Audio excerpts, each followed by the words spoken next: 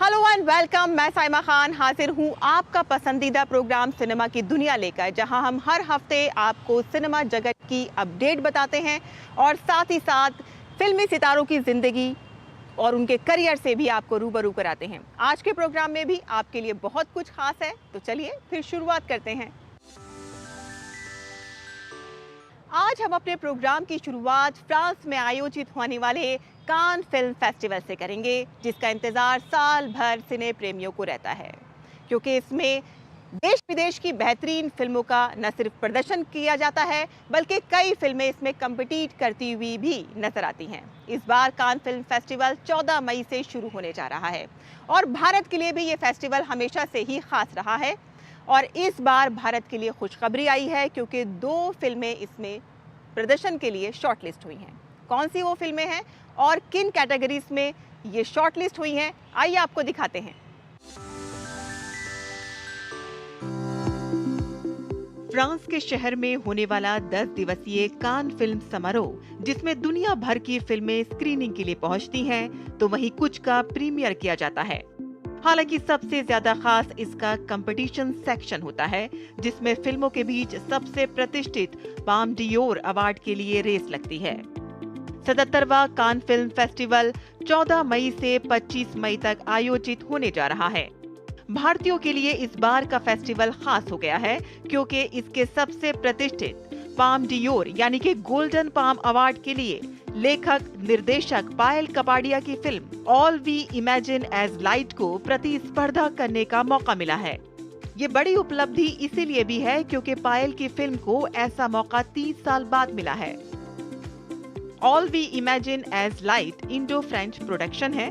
कहानी एक नर्स प्रभा के इर्द गिर्द घूमती है, जिसे लंबे अरसे बाद उसके पति की ओर से एक गिफ्ट मिलता है। प्रभा के अपने पति के साथ संबंध काफी अरसे से खराब हैं। फिल्म की कहानी दिलचस्प है। अब देखना ये है कि ये फिल्म कान में कितना आगे तक कम्पिटिट करेगी। सिनेमा और टीवी प्रोडक्शन प्रशिक्षण के लिए अग्रणी संस्था film and television institute of India Pune के लिए अच्छी खबर है। FTII छात्रों की short film Cannes film festival प्रतियोगिता के लिए चुनी गई है। FTII के 4 छात्रों की एक film Sunflower Were the First One to Know. ये फिल्म दुनिया भर के फिल्म स्कूलों द्वारा प्रस्तुत कुल 2263 फिल्मों में से चुनी गई 18 शॉर्ट्स फिल्मों में से एक भारतीय फिल्म है। ये फिल्म कान के ला सिनेफ कैटेगरी में कम्पिटिट करती नजर आएगी। ला सिनेफ इस फेस्टिवल का एक आधिकारिक खंड है, जिसका उद्देश्य नई प्रतिभाओं को प्रोत्साहित करना है और दुनिया भर के फिल्म स्कूलों की फिल्मों की पहचान कराना है। ये पहला अवसर है कि जब 1 वर्षीय टेलीविजन प्रोग्राम के छात्रों की फिल्म को प्रतिष्ठित कान फिल्म फेस्टिवल में चुना गया है। FTII की ये फिल्म टीवी विंग के 1 वर्षीय कार्यक्रम का निर्माण है, जहां विभिन्न विषयों यानी कि निर्देशन, इलेक्ट्रॉनिक सिनेमेटोग्राफी, संपादन, साउंड के 4 छात्रों ने अपने प्रोजेक्ट के रूप में एक साथ काम किया। फिल्म का निर्देशन चिदनन S नायक ने किया है, फिल्मांकन सूरज ठाकुर ने किया है, संपादन मनोज V ने किया है और साउंड अभिषेक कदम ने दी है। तो Sunflower Were the First One to Know Kannada भाषा की पहली ऐसी इंडियन फिल्म है जो कान फिल्म फेस्टिवल के लिए शॉर्ट फिक्शन फिल्म में कैटेगरी में सेलेक्ट हुई है। इस फिल्म के डायरेक्टर चिदनन नायक इस वक्त हमारे साथ जूम कॉल से जुड़े हुए हैं। आइए उनसे बात करते हैं, जानते हैं उनके बारे में, उनका रिएक्शन क्या है। चिदनन नायक जी, बहुत बहुत शुक्रिया आपका दूरदर्शन के साथ बात करने के लिए। सबसे पहला रिएक्शन हम आपसे जानना चाहेंगे, आपकी शॉर्ट फिक्शन फिल्म जो है वो सेलेक्ट हुई है कान फिल्म फेस्टिवल के लिए, किस तरह का आप फील कर रही हैं? नमस्ते मैम। बहुत खुश हो रहा है कि मेरा जो फ़िल्म है वो कांस फ़िल्म फेस्टिवल में सेलेक्ट हुआ है एंड ये बहुत प्राइड की बात है कि जो कनाडा में तो ये तो पहला ऑफ़िशियल सिलेक्शन है एंड कभी ड्रीम नहीं किया था कि हम लोग उधर जा सकते हैं। सो अभी जो हुआ है काफ़ी कॉन्फिडेंस दिया दे रहा है हमको एंड अभी देखना है कि आगे क्या होगा। ये कोई मामूली बात नहीं है। जो 18 फ़िल्में सेलेक्ट हुई थी, उनमें ये एक इंडियन फ़िल्म है जो सेलेक्ट हुई है, कन्नड़ भाषा की है। तो ये और भी आपके लिए स्पेशल हो जाता है। यस मैम, इस बात में तो बहुत प्राइड है कि हम लोग आकर इंडियन कल्चर को आगे उभारे। एंड ये फोक स्टोरी है, ये तो एक ओरल स्टोरी है जो हमारा कर्नाटका से सबको पता है, एंड उसको हम लोग इंटरनेशनल प्लेटफॉर्म में जो रिप्रेजेंट कर रहा है वो बहुत ही खुश का चीज है। बहुत खुश दे रहा है।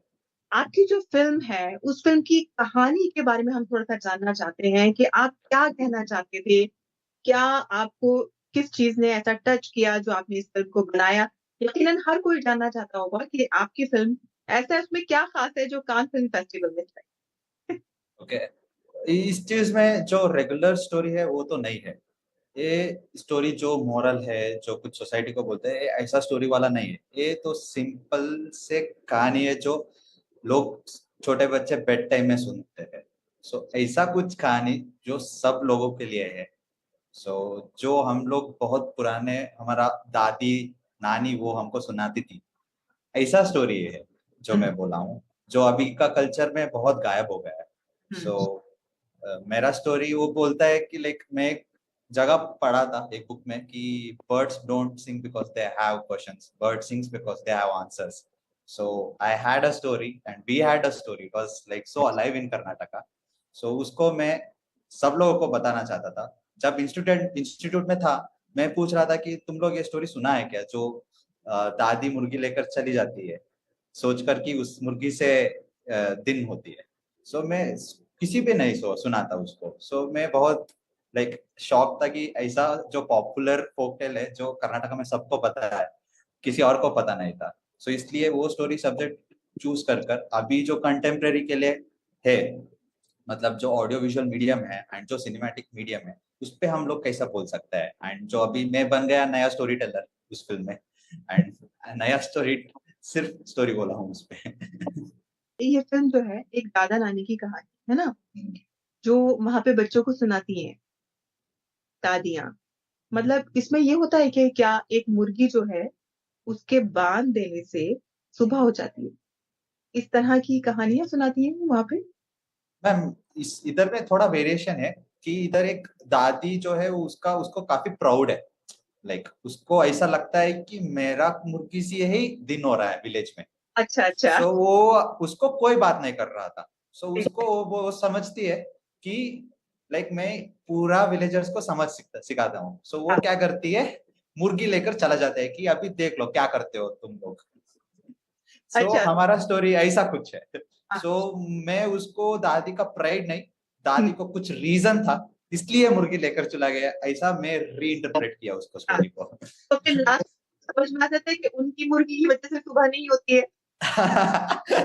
बट इस स्टोरी में मैं ऐसा किया कि उसका मुर्ग लाइक ओपन एंडेड तो है, बट मैं उसको बिलीव करना चाहता हूँ। जब मैं छोटा बच्चा लाइक जब मैं छोटा था, जब मैं सुना, मैं सच में बिलीव कर दिया था कि दादी मुर्गी हाँ, से हो ही। सकता है दादी की मुर्गी की वज़ह से ही होती होगी सुबह, है ना? ऐसा या हो तो ऐसा मैं सोचा था। हाँ, तो हमारे यहाँ भी बहुत अच्छी ये प्रथा है कि दादा-नानी जो है वो बच्चों को कहानियाँ सुनाती हैं, तो उससे प्रेरणा भी मिलती है, सीख भी मिलती है और बच्चे कितने खुश होते हैं। तो आपने इसी चीज़ को फिर आगे बढ़ाने की कोशिश की मतलब आपने आपने भी बहुत सारी कहानियाँ इस तरह की सुनी होंगी जिस वज़ह से आपने इसको एक फ़िल्म के माध्यम से कहने की कोशिश की। Yes, ma'am. एंड जो ऐसा स्टोरी है, एंड वो फिल्म जो ओरल है, जो ओरली सुनता है उसमें हम लोग भूत आ सकते हैं, जंगल आ सकते हैं, इधर शेर बात कर सकता है। एंड ऐसा स्टोरीज हम लोग जब सिनेमा मीडियम में बोलते हैं, एंड जो हुँ, ये नरेटिव्स है हमारा इंडियन नरेटिव्स है। हुँ, सो हमारा इंडियन नैरेटिव एंड सिनेमा में ऐसा नैरेटिव कोई फिक्स नहीं है। हम हुँ, लोग कभी भी ब्रेक कर सकता है, एंड उसका सिनेमा का पॉसिबिलिटी तो एंडलेस है।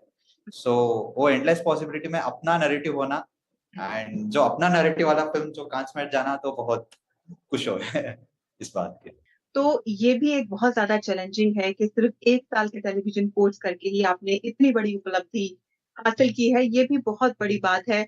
किस तरह के चैलेंजेज़ आपको फेस करने पड़े और क्या-क्या चीज़ों के लिए आपने तैयारी की थी? मैम, चैलेंजेस तो बहुत थी, स्पेशली जो जैसे आप बोला कि 1 साल में कोर्स है, एंड 1 साल में हम लोग बहुत सारे प्रोजेक्ट करते हैं। एंड जो इस प्रोजेक्ट के लिए टाइम मिला वो सिर्फ मुझे तो सिर्फ 2 मंथ मिला, like completely from scratch to finish करने तक। एंड हमारा जो क्लास का मॉड्यूल था सिर्फ 1 मंथ के लिए था। उस टाइम पे आइडिया आकर उसको लिख कर उसका प्री प्रोडक्शन करने से फिर उसको एग्जीक्यूट करना है। स्पेशली हमारा जो 1 साल का कोर्स है उस पर हमारा फाइनल पिक्चर में बहुत रूल्स होता है। जैसे हम लोग सिर्फ 4 दिन ही शूट कर सकते हैं, एंड हमको सिर्फ लाइक लिमिटेड अमाउंट ऑफ पैसा मिल सकता है एंड लिमिटेड अमाउंट ऑफ क्या रिसोर्सेस मिलता है फिल्म करने के लिए। एंड मेरा जो स्टोरी था वो कम्प्लीटली नाइट था। एंड हमारा कॉलेज का रूल्स में ऐसा था कि सिर्फ 1 दिन का जनरेटर मिलता है एंड जाफिर 3 दिन का क्या करना है वो मेरा डीओपी सूरज ने उसको सोचकर क्या कर सकता है। एंड मैं जो फिल्म कर रहा था वो कनाडा में था। अगेन एफटीआई में एक रूल्स था कि 50 किलोमीटर रेडियस अंदर ही फिल्म बनाना है। सो अब हम लोग एक्टर्स के लिए कर्नाटक से बुलाना है।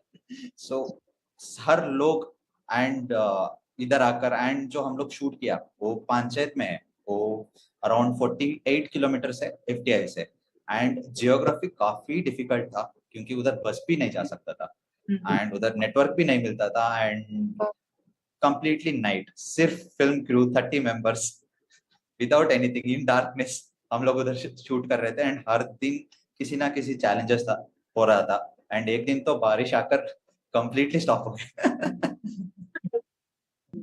तो पहला रिएक्शन आपका कैसा हुआ कि जब आपको ये पता चला कि आपकी फिल्म जो है वो सिलेक्ट हो गई? मुझे तो पहले बिलीव नहीं हो पाया, लाइक काफी दिन के लिए शॉक में था कि हम लोग सच में उधर जा रहे हैं कि लाइक हमारा फिल्म सच में सेलेक्ट हुआ है क्या। क्योंकि जो पहला मेल आया और ऑफिशियल कंफर्मेशन आया I think 4 days to 5 days था। सो हम लोग सच में बैठ कर बात कर रहे थे कि सच में हो रहा है क्या क्या ये सब। जो आपने इसको बनाया है वो तो एक तरह से दादी नानी से जुड़ी हुई कहानी, लेकिन आपने इसको शूट भी फिर ऐसी ही जगह पे किया है जो इसमें थोड़ा सा ओरिजिनल टच आता है, जो आपने इसको शूट किया है वहां पे जाके। Yes ma'am. ये सब ख्याल आपको कैसे आया कि हम कोई स्टूडियो हायर नहीं करेंगे, हम ऐसे ही नेचुरल वे में उसको शूट करेंगे और उसको एक जो हमारा जो फील है वो ही देंगे उसको? मैम इस बात के शूटिंग के बारे में, विजुअल्स के बारे में सूरज एंड दियोपिता एंड प्रणव एडीपीडी डिपार्टमेंट में काम कर रहा था। एंड हम लोगों को एक पता चल रहा था कि स्टोरी का कौन सा एरा में है, कौन सा स्पेस में स्टोरी चल रहा है। एंड ये तो कम्प्लीटली फैंटेसी है एंड अभी नहीं है, पुराना स्टोरी है। सो हम लोग डिसाइड किया कि हम लोग ऐसा लोकेशन ढूंढते हैं जो हम लोग को कर्नाटक को भी रिक्रिएट करना था, कि महाराष्ट्र पुणे में हम लोग का कर्नाटक जैसा दिखने वाला गांव को ढूंढना था। एंड उस वो गांव ऐसा होना था कि वो पुराना भी हो सकता है। सो ऐसा कुछ काफी गांव ढूंढा है आई थिंक सूरज ने एंड अभिषेक ने। आई थिंक हर दिन क्लास होने के बाद लोकेशन ढूंढो, क्लास होने के बाद लोकेशन ढूंढकर हमको फाइनली एक लोकेशन मिल गया। एंड उसके हिसाब से अगेन मैं स्टोरी में चेंजेस करता रहा क्योंकि जो स्टोरी में लिखा था उसके लिए लोकेशन तो नहीं मिल रहा था। सो अभी जो लोकेशन है उसके लिए मैं स्टोरी भी एडजस्ट कॉन्स्टेंटली कर रहा था। सो ऐसा कुछ बैक एंड फ्रो भी कर रहा था क्योंकि हमारा जो आपने बोला हमारा बहुत कम टाइम था 1 साल में जो फिल्म बनाना है। सो इसलिए काफी कुछ रिसोर्सेस से के साथ खेलना पड़ता है। अच्छा, तो आप थोड़ा बहुत अपनी टीम के बारे में भी बताएं कि आपकी जो टीम है वो कितने लोग थे और किस तरह से वो एक साथ जुड़े और उन्होंने काम किया कि आपको अलग से कितने लोग थे उसमें? हमारा टीवी विंग में बेसिकली 4 कोर्स थे जो कोऑर्डिनेटेड करना है ही है। एंड एडिटिंग में मनोज ने किया था, मनोज भी ने। एंड मनोज कन्नड़ी का था। सो हम लोग काफी फिक्स थे कि पहले ही कि कन्नड़ा फिल्म बनाना है। एंड सूरज सिनेमाटोग्राफी डिपार्टमेंट था, मैं सूरज के साथ पहले ही काम किया था। एंड अभिषेक साउंड में था, वो भी महाराष्ट्र का ही है एंड मैं उसके साथ भी पहले काम किया था। एंड हम लोग को काम तो करना था। एंड हम 4 लोग जो मेन रेस्पॉन्सिबल थे। एंड समहाउ हमको एडीपीडी सब डिपार्टमेंट चाहिए था, from costume, from actors and हर चीज। देन हम लोग प्रणव को पिच किया कि ऐसा कुछ स्टोरी बोल रहे हैं एंड सूरज काफी उसको इन्फ्लुएंस किया एंड ही जॉइंड बिकॉज वो उसको क्लास छोड़कर हमको ज्वाइन करना पड़ता था। So then Suraj joined and we started calling out जो लोग हमको हेल्प कर सकते हैं हेल्प करो। And like bunch of Pranav arranged a bunch of students and like Sarang, Surodh and जो मेरा फ्रेंड्स मैसूर से भी आया था, जो मेरा थर्ड स्टैंडर्ड से फ्रेंड थे, वो लोग एफटीआई को आया मुझे हेल्प करने के लिए। सो ऐसा हमारा टीम बनता गया। तो चिदानंद जी, अब आप कांस जाने की तैयारी कर रहे हैं? यस मैम, तो चल रहा है। तो वहां जाके आपको जो रिएक्शन मिलेगा और आप इंतजार में हैं कि भाई हम तो उसकी क्या तैयारियां चल रही हैं कांस के लिए? मैम कांस तो ड्रीम था, बट अभी वो एक्सपोजर देखना है कि हम लोग सिर्फ उसको ऐसा लाइक यूट्यूब में और लाइक टीवी में सिर्फ इन्फ्लुएंस हेडलाइंस में और पढ़ा है, उधर जाकर एक लाइव एक्सपीरियंस तो नहीं हुआ है। एंड उधर जाकर जो वर्ल्ड प्रीमियर होता है, लाइक हर साल पढ़ा है कि जब कांस में होता है, कांस में प्रीमियर होता है, एंड हर साल we have to wait for film to come out, and major of the Oscar winning films और बेस्ट फिल्म्स और already premiere for first time. So I want to see उधर, एंड जो है कि जो उसका क्राउड उधर आता है, एंड काफी ज्यादा जो हम लोग इंस्पायर्ड होते हैं उनको सामने में फर्स्ट टाइम रियल में देखने के लिए मिलता है।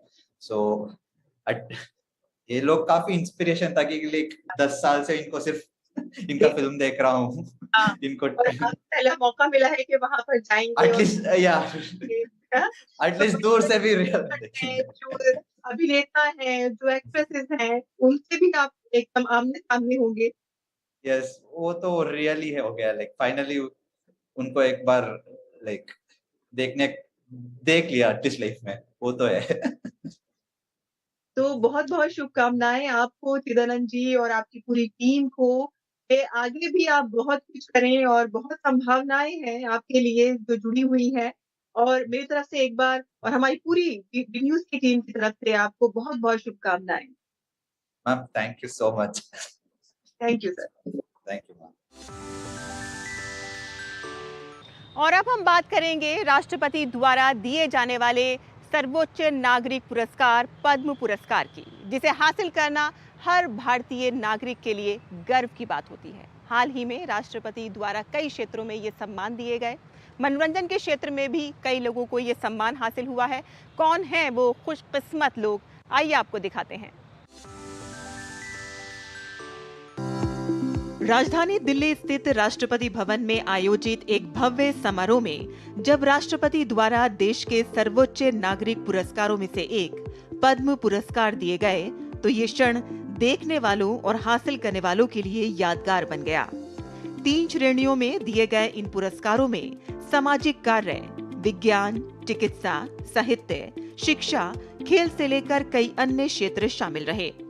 वहीं जब कला के क्षेत्र में उल्लेखनीय योगदान के लिए पद्म सम्मान दिया गया, पद्म भूषण श्री मिथुन चक्रवर्ती, कला फिल्म अभिनय, तो इस साल इस सम्मान को हासिल करने वालों में फिल्म इंडस्ट्री के दिग्गज अभिनेता मिथुन चक्रवर्ती भी रहे, जिन्हें पद्म भूषण से नवाजा गया।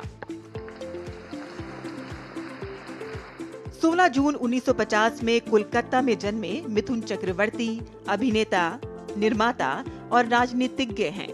फिल्म इंडस्ट्री में 5 दशकों के अपने करियर में उन्होंने 350 से अधिक फिल्मों में अपना दमदार अभिनय दिया।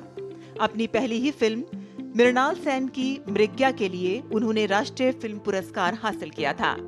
वहीं 1980 के दशक के अपने सुनहरे दौर में वो एक डांसिंग स्टार के रूप में उभरे, जिसमें विशेष रूप से 1982 की हिट फिल्म डिस्को डांसर में स्ट्रीट डांसर जिमी की भूमिका ने उन्हें लोकप्रिय बनाया। हिंदी के अलावा उन्होंने बांग्ला, उड़िया और भोजपुरी में भी फिल्में की। खुशी बहुत है इस बात की, क्योंकि जो चीज़ ना मांगने से मिले ना, उसकी पाने की खुशी और ही है। मैंने कभी भी ज़िंदगी में अपने लिए किसी से कुछ नहीं मांगा, जो भी मांगा दूसरों के लिए। वेरी हैप्पी, बिकॉज इतना सम्मान, इतनी इज्जत जब किसी को भी मिले, हैप्पीएस्ट मोमेंट।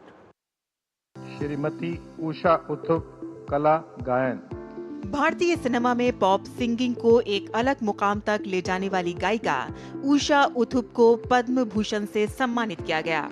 उषा उत्थुप ने अपनी दमदार आवाज के चलते बाकी सिंगर से अलग रूप में पहचान बनाई।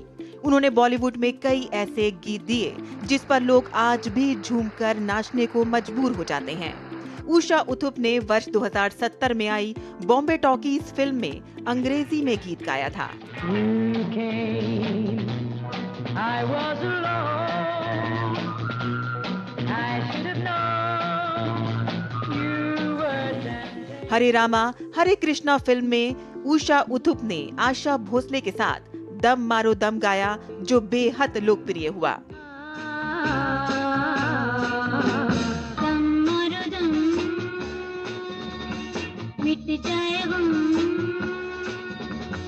बोलो सुबह शाम, हरे कृष्ण हरे राम। उषा उथुप ने 1970 और 80 के दशक में संगीतकार आर.डी. बर्मन और बप्पी लाहिड़ी के लिए कई गीत गाए। उषा उथुप कई विदेशी भाषाओं के साथ 16 भारतीय भाषाओं में गीत गा चुकी हैं। যদি তোর ডাক শুনে কেউ না আসে তবে একলা চলো রে। उषा उत्थुप एक ऐसा नाम जिसका नाम ही अपने आप में एक पहचान है, आज हमारे साथ बैठी हुई हैं और हम उनसे जानेंगे कि आज ये जो क्षण आया है आपके जीवन में, सबसे पहले इसके बारे में। पहले मैं कह दूं नमस्कार, नमस्कारम, सत श्री अकाल, सलाम अलैकुम। दूरदर्शन हमारे लिए पहले बात तो ये कह दूं, the biggest, the best and the media with the most fantastic reach is Doordarshan. So I will always say thank you to you, Didi, for doing all the things that you've done. And also I want to say this moment, ये जो क्षण है, जो हम लोग बातें कर रहे हैं पद्म भूषण के बारे में, I'm so grateful to God, so grateful to God and also to our country and to our government कि हमारे काम को पहचाना गया। And when they recognize your work, ऐसा है कि और रिस्पॉन्सिबिलिटी बढ़ जाता है और सोचना पड़ता है कि क्या मैं ठीक कर रही हूँ, क्या मैं ठीक गा रही हूँ, क्या मैं ठीक सिग्नल्स दे रही हूँ आज के जनरेशन्स के लिए। And that is very, very important. So I'm grateful, really, really grateful so much. Yeah. Thank you ma'am. और मैं चाहूँगी, जैसे होता है ना कि संगीत एक साधना है और आपको देख के ये लगता है क्योंकि आपने अपना पूरा जीवन ही संगीत को दे दिया, 16 से अधिक भाषाओं में आप गाती हैं, आपने एक नई पहचान 17, इसीलिए मैंने कहा 16 से अधिक भाषाओं में, एग्जैक्टली तो नंबर भी नहीं लिया मैंने क्योंकि वो क्रॉस कर दिया है कि एक कहते हैं ना कि आप संगीत में है, एक होता है कि आपने अपना जीवन ही संगीत को दे दिया, तो आपने वही किया है मैम। जी, वही किया है और कभी ऐसे नहीं किया, सोच के नहीं किया कि मुझे और लैंग्वेजेस करने। मुझे पता चल गया कि जैसे यू सिंग, यू नो, मैं हमेशा कहती आ रही हूँ कि there is no barrier with music, you know, no caste, colour, creed, language, gender, sex, age, nothing. So when you find that लोग जो सुन रहे हैं आपको, अगर आप सडनली देख लीजिए कोई बंगाली हैं ऑडियंस में और आपने एक रविंद्र संगीत गा लिया कि যদি তোর ডাক শুনে কেউ না আসে তবে একলা চলো রে, तो एक दूसरी मैजिक हो जाती है। और if you see somebody from South India, you know, South India के लोग वहाँ पे बैठे हैं and if you start singing कन्ने कलेमाने कनी मैलन कंडे नैना, it has a different touch altogether. और इसीलिए मैं कहती हूँ to be born in India यही बहुत बड़ी बात है, क्योंकि 17 लैंग्वेजेस हैं और पता नहीं कितने हज़ारों डायलेक्ट्स हैं, तो ये लैंग्वेज जो है is my biggest strength and being Indian and the सारी इज़ माई बिगेस्ट स्ट्रेंथ। देख ली जो आपने सारी से कहा ना, और वो आपके संगीत के साथ में जुड़ी है, अगर मैं कहूँ तो मैं चाहूँगी थोड़ा सा आप हमारे दर्शकों को अपने सफ़र के बारे में भी बताएं। सफ़र has been fantastic, really amazing.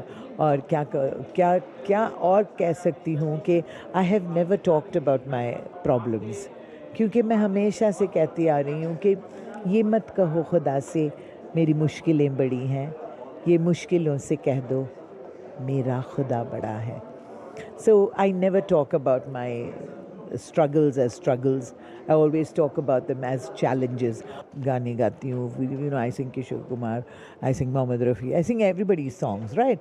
And I don't care because that song the song is always bigger than the singer. Absolutely. सही कहा आपने, संगीत आपको नेगेटिव नहीं होने देता। Music is the essence of life. आपने बिल्कुल सही कहा। मैं चाहूँगी जैसे आपने संगीत को, अपनी शास्त्रीय संगीत को जैज़ फॉर्म में भी दिया है, वो पहचान आपकी है, कुछ थोड़ा सा अगर I would say that I have made all my limitations या weaknesses जो लोग सोचते हैं कि हमारी आवाज़ इतनी भारी है, मैं उसको सबको I have changed it into my strength. So I'm a person who says मैं बोलूं ग्लास आधा खाली, तू बोले आधा भरा, मैं बोलूं कितना सारा, तू बोले ज़रा ज़रा. It's all in the way you look at things, I think. And देख के लगता है कि अगर मुश्किलें आती हैं ना, तो उनको हंसते हंसते कैसे आप अपनी कामयाबी में तब्दील कर देते हैं, इसका एक बहुत बड़ा उदाहरण। जी, और एक्चुअली यू नो व्हाट, ये जो ब्रह्म कुमारीज़ जो हैं, इन्होंने ये जो गाना लिखा है, वही गाना मैं हर वक्त गाती हूँ। ये मत कहो खुदा से मेरी मुश्किलें बड़ी हैं, ये मुश्किलों से कह दो मेरा खुदा बड़ा है.